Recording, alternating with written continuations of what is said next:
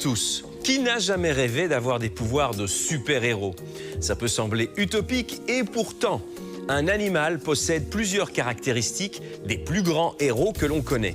Aussi fort que Spider-Man, aussi résistant que Wolverine et plus astucieux que Batman.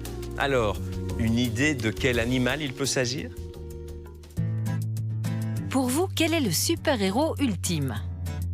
Je dirais Spider-Man, parce qu'il a des pouvoirs plutôt cool, il peut grimper au mur, et puis il a de l'humour, donc c'est chouette. C'est Deadpool parce que quoi qu'on lui fasse, il peut toujours se régénérer, il est presque immortel. Moi, mon super-héros ultime, c'est Mystique parce qu'elle peut changer de forme. À l'infini. Eh bien, nous vous avons trouvé un animal qui réunit les caractéristiques de tous les plus grands super-héros. L'holoturie, ou concombre de mer. Ce petit animal qui est ici, assez étrange, il est capable de produire de véritables tubes collants pour se défendre, il est capable de produire des armes chimiques, il est capable de se régénérer presque entièrement et il est même capable de changer de forme à volonté. C'est un gros filtre. On appelle ça un organisme qui est détritivore, un animal qui se nourrit en général des détritus, des matières organiques en suspension dans le sédiment. Et donc un concombre de mer, tout comme un ver de terre, c'est un rôle crucial dans un écosystème. Il est où le cucu? Elle est où la tétette? Elle est de ce côté-ci. On reconnaît la bouche aux différents tentacules buccaux qui en sortent et qui ont un rôle à jouer dans la nutrition de l'animal.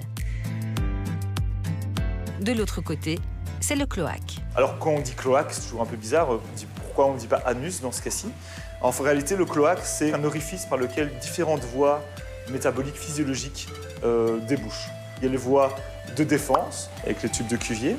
Il y a les voies digestives, c'est par là finalement que les excréments du concombre de mer sortent. Et il y a les voies respiratoires, avec l'eau qui amène vers l'arbre respiratoire. L'un de ces moyens de défense fait penser à un super-héros bien connu. Vraiment capable un peu finalement de produire des tubes blancs un peu comme Spider-Man.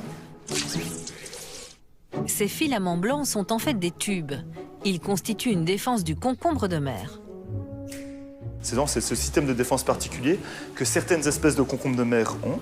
Ce sont des tubes en fait qui sont des tubes blanchâtres, qui sont comme ça, qui sont à l'intérieur du concombre de mer non collants. Mais quand il les émet, quand il les éjecte comme cela, ce qui se passe en fait, c'est que les tubes s'allongent, des cellules sont émises en surface et vont libérer leur contenu. Et dans ce contenu, il y a justement de la colle. Et en fait, ça permet de venir coller les prédateurs qui pourraient s'attaquer au concombre de mer ou de coller les parasites. Donc ça permet vraiment une défense physique du concombre de mer qui lui permet ensuite de s'échapper pendant qu'on va dire que le prédateur essaie de se dépatouiller de ces tubes qui collent vraiment très fort. Cette protéine collable et décollable dans l'eau est aussi présente sur les podia, sorte de petites pattes du concombre de mer, de l'oursin et de l'étoile de mer. Ces propriétés intéressent les chercheurs pour leur possible application dans différents domaines. Il y a tout ce qui est bucco-dentaire, par exemple. Donc, tout ce qui est chirurgical, médecine, au lieu de mettre des points ou de mettre des agrafes, on pourrait venir mettre un petit trait de colle de concombre de mer, donc pas des tubes comme ça, mais si on arrive à synthétiser la molécule qui produit cette colle, enfin qui permet de coller, on pourrait finalement venir mettre des traits de glu. Et comme ça colle dans l'eau, le corps humain il est fait en majorité d'eau. Et donc finalement, ça pourra faire des super sutures bien plus efficaces que des points ou même des agrafes. Un potentiel exploitable, car dans les laboratoires de l'université, on a trouvé le moyen de reproduire cette colle. Bien sûr, on ne va pas décimer des populations d'étoiles de mer ou de concombres de mer, ou même de tout autre organisme produisant des colles dans le milieu marin. Et donc voilà, il a fallu trouver une autre technique que celle-ci. Donc, au lieu de prélever chez les organismes directement, ce qu'on va faire, c'est qu'on va se servir des bactéries. Elles vont produire pour nous la protéine qui nous intéresse. Donc, elles vont un peu nous servir de petites usines à protéines. Donc, il n'y aura pas évidemment d'individus qui seront torturés pour ça. Tout va bien. Et on va donc ensuite extraire les protéines de ces bactéries et les purifier pour ainsi les obtenir en grande quantité. En plus d'inspirer la recherche, le concombre de mer a aussi le pouvoir de se régénérer.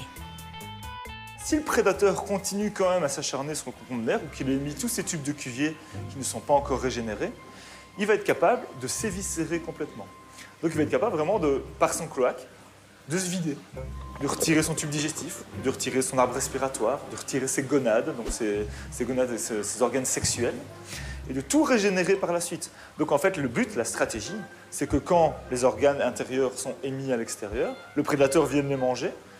Pendant que le concombre de mer, il est un peu comme une chaussette vide, finalement. Il va avancer et tout régénérer en plusieurs mois.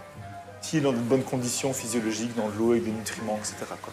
Et donc, il est quasiment capable de régénérer tous ses organes internes. Mais cette capacité de régénération, elle est vraiment assez incroyable, assez typique du groupe des échinodermes. Vous prenez une étoile de mer, vous lui coupez un bras, le bras va repousser aussi, par exemple. Et donc, même vous lui coupez tous les bras, ils vont tous repousser.